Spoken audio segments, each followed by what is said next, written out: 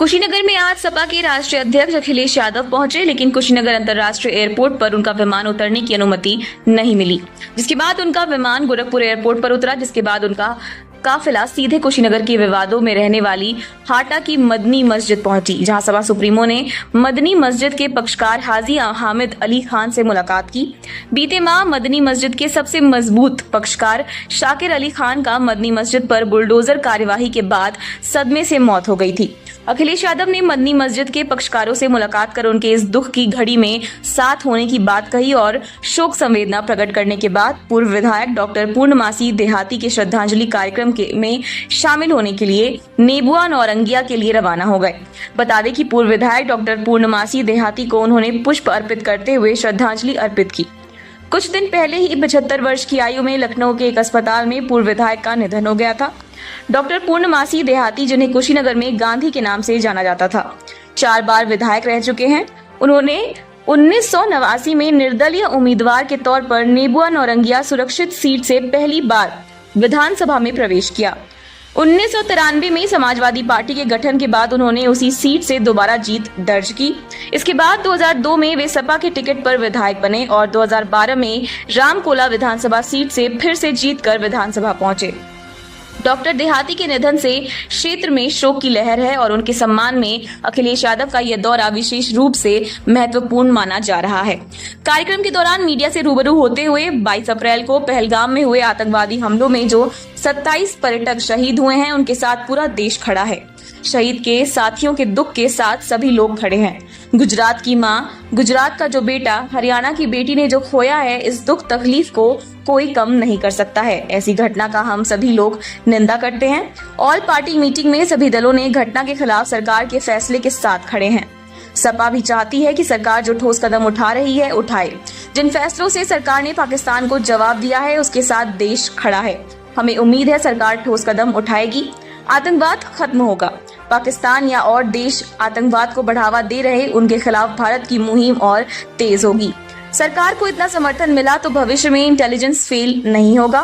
पूरा देश यही चाहता है कि इस तरह की घटना आगे से ना हो। देश का हर नागरिक सुरक्षा की चिंता कर रहे हैं। अग्निवीर व्यवस्था लाकर नौजवानों का मनोबल गिराया है। विपक्षी दलों के सुझाव पर सरकार अमल करेगी। सरकार ने हर फैसला अपनी मनमर्जी से लिया है। जम्मू और कश्मीर को लेकर मनमर्जी से फैसला लिया, इसीलिए वो इस घटना से बच नहीं सकते। इसमें जो और लोग कह रहे वो राजनीति कर रहे, जो तस्वीर छाप रहे वो लोग राजनीति कर रहे। इस घटना को दूसरी दिशा देने वालों पर सरकार पाबंदियां लगाए। देश और कश्मीर के लोग एक साथ खड़े हैं। भाजपा के लोग पुरुष लोगों को गलत भाषा सिखाते हैं। भाजपा को राजनीति नहीं करनी चाहिए। शुभम के घर सपा के लोग जा चुके हैं। भाजपा की नियति खराब है। भाजपा की महिलाएं नेत्रियां गलत भाषा बोलती हैं। इस देश के आम लोग दिल की बात नहीं कह सकते।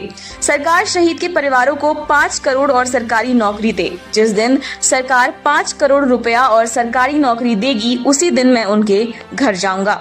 अखिलेश यादव ने उत्तर प्रदेश के मुख्यमंत्री पर भी तीखा हमला करते हुए कहा कि जब मुख्यमंत्री बने थे तब कुशीनगर में पहली बार आने पर लाभार्थियों को शैम्पू और साबुन बंटवाए थे।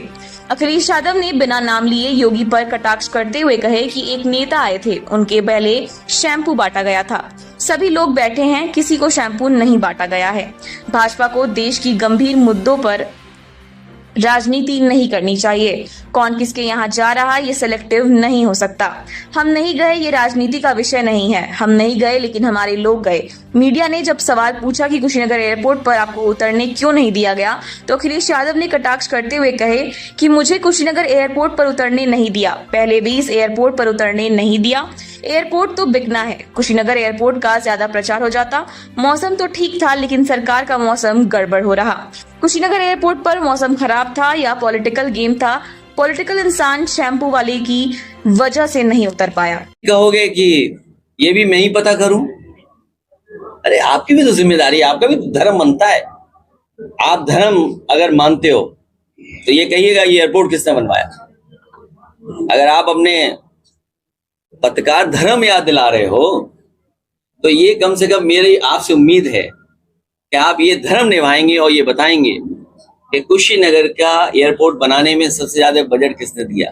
सर 204 सबसे ज्यादा बजट किसने दिया। बजट के साथ साथ ये पहली बार नहीं हुआ है। मैं पहले भी इसी एयरपोर्ट पे उतरना चाहता था, याद कीजिए आप, एयरपोर्ट पे नहीं उतरने दिया। कौन हो सकता है? आज भी मैं उतरना चाहता था, आज भी नहीं उतरने दिया। अब एयरपोर्ट तो बिकने हैं, कुशीनगर एयरपोर्ट का ज्यादा प्रचार हो जाता। मुझे लगता है मौसम तो ठीक था, सरकार का मौसम गड़बड़ हो रहा है।